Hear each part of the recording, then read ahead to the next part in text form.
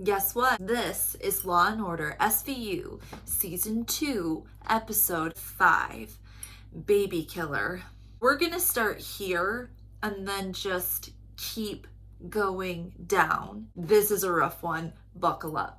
We open up. We're in a schoolyard and kids are playing everywhere. The recess lady who's walking around sees some no good looking dudes at the gate. She goes over to tell them to go fuck off. Boom! You hear a gunshot. Recess lady turns around and runs back towards the kids, and there's this beautiful little girl dead.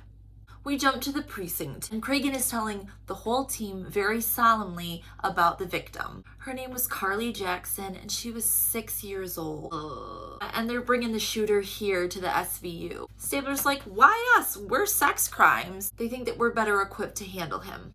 Ugh, bring in the pervert. Doors open, and two huge cops walk in flanking a little 7-year-old boy. His name is Elias Barreras. Do we have any word on the parents? No, because they both called out sick today. Elias is 7, which means he just barely meets the cutoff for being charged with murder. Elias's tearful parents run in not too long later. They are frantic and bawling because all they've been told is that their son was involved with a shooting at school. And Benson has to tell them, actually, he was the shooter. Can you imagine how confusing and awful that would be to find out? We want to go in and talk to your son with you, but we need permission to waive the Miranda rights because he's so little. Munch and Finn quick run the dad. Yeah, his record's totally clean and he's never owned a gun. Mom and dad weren't at work today because their baby daughter has a respiratory issue and they had to be in the emergency room. Oh my gosh. Hi, Elias. Do you know Carly Jackson? This kid is so fucking cute. I know she's a girl. Oh, do you like her? No, she bothers me sometimes. Apparently this little girl would tease him and try and kiss him because she liked him. Elias, what happened at recess? She fell down because of the gun. Is Carly gonna be okay? Oh my. He admits that it was him who had the gun and dad immediately wants a lawyer. Good move, dad.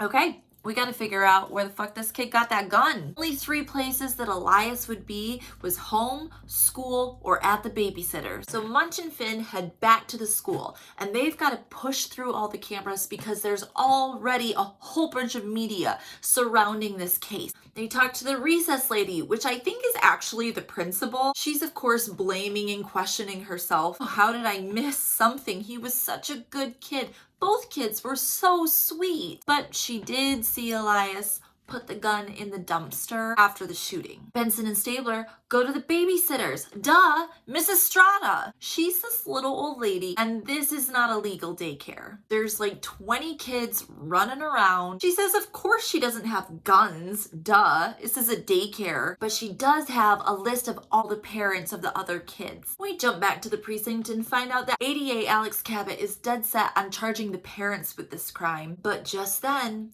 Sonia Perez, Elias's teacher, walks in. She's got something important to take a look at. So class size limit is 32, but she's got 40 in her class. So it's impossible to give all these kids one-on-one attention. And I'm not gonna get on the soapbox. Smaller class sizes, biggest advocate right here. Anyway, and then she pulls out a piece of paper.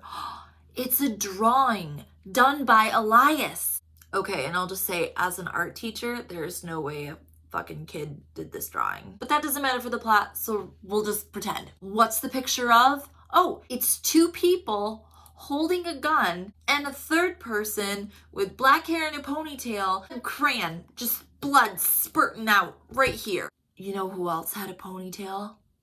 Carly. He drew this the day before he killed Carly. This shows premeditation. Now we get to see Alex Cabot arguing with her boss, the chief assistant ADA. No, the chief assistant district attorney. The chief ADA. His name is Charles Phillip. He is a weasel and a total dick. Chuck wants to charge the 7-year-old with murder. Cabot's like, He's 7. But the youngest that they've ever charged anybody for murder is 11. Chuck says, yeah, but that was pre-Columbine. People are fed up. Ha! And joke's on them because this is like 20 years later. We've just gotten used to school shootings. So Cabot's a smart lady, and she knows that Chuck here is up for a promotion. He wants to be tough on crime and run on that platform. And she calls him on it. You're just trying to make an example out of him. Hey, he knew what he was doing, and the picture shows intent. Oh, well, why don't we just also transfer him to Texas so we can just execute him? Asshole. So here's what's frustrating. Even though Alex does not want this, she's got to go to court and argue this position. The judge is like, really? You're charging this little peanut? Yeah. Oh, and can we remand him and take him away from his parents because they have ties out of the country and he might be a flight risk? Elias's mom, who's an amazing actress, by the way, her eyes are red, but then she looks over and makes eye contact with little Carly's mom. Hold on to your butts, it's gonna get worse. Judge decides, yeah, we're gonna remand them at a detention center and he's going to get a full psych eval. Mom's bawling, don't take my baby. We jump to the precinct and find out, holy crap, the public is freaking out. Cabot's getting totally shit on. Cragen's like, we need to not concentrate on the kid that we caught, but the adult that we didn't. Where did the gun come from? Oh, remember that list of parents from Mrs. Strata's daycare? There's one mom, Raina McCleary. Guess what she owns? Yeah, a gun. So Finn and Munch check this lead out since it's their only lead. Raina McCleary is a badass single mom and she's applying her lipstick while she's talking. It's pretty impressive. She still has the gun. It's a different gun than fired the bullet. She's clear. We have no more leads. Benson and Stabler start talking to the lab guy who's doing the assessment of the bullet. He shows him the gun and says, check this shit out. The safety was tampered with. It was just a hair trigger. They look under a microscope. See this picture of this bullet? It matches the picture of this bullet. This bullet took down a 23-year-old the night before. Benson and Stabler head over to homicide to find out the details on this other victim. The victim was a 23-year-old male. He went by the name Shorty Espacito, and his body was dumped only a couple of blocks from Elias's house. Well, maybe Elias murdered this guy too.